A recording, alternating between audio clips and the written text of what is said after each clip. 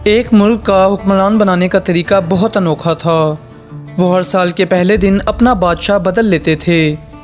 साल के आखिरी दिन जो भी सबसे पहले मुल्क की हदूद में दाखिल होता था वो उसे नया बादशाह मुंतखब कर लेते थे और मौजूदा बादशाह को इलाक़े गैर यानी एक ऐसी जगह छोड़ आते थे जहाँ सिर्फ सांप और बिच्छू हुआ करते थे और खाने पीने के लिए कुछ भी नहीं होता था।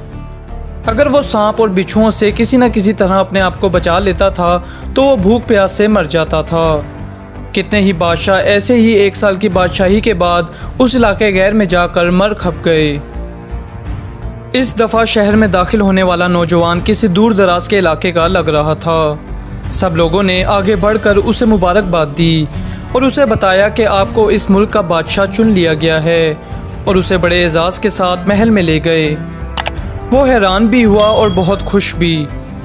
तख्त पर बैठते ही उसने पूछा कि मुझसे पहले बादशाह कहाँ गया। तो दरबारियों ने उसे मुल्क का कानून बताया कि हर बादशाह को साल बाद जंगल में छोड़ दिया जाता है और नया बादशाह चुन लिया जाता है।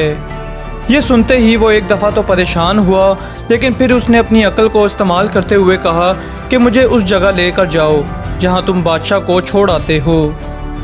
दरबारियों ने सिपाहियों को साथ लिया और बादशाह सलामत को लेकर वो जगह दिखाने जंगल में ले गए। बादशाह ने अच्छी तरह उस जगह का जायज़ा लिया और वापस आ गया। अगले दिन उसने सबसे पहले हुक्म दिया कि महल से इलाका गैर तक एक ऐसा सरसब्ज़ो शादाब रास्ता बनाया जाए और उस जगह के बीचों बीच एक ऐसी रिहाइश तामीर की जाए जिसमें हर किस्म की सहूलत हो और उसके इर्द गिर्द खूबसूरत बाग लगाए जाएं। बादशाह के हुक्म पर अमल हुआ और तामीर शुरू हो गई। कुछ ही अरसे बाद सड़क और महल वगैरह बनकर तैयार हो गए। एक साल के पूरे होते ही बादशाह ने दरबारियों से कहा कि अपनी रस्म पूरी करो और मुझे वहां छोड़ आओ जहां मुझसे पहले बादशाहों को छोड़ आते थे।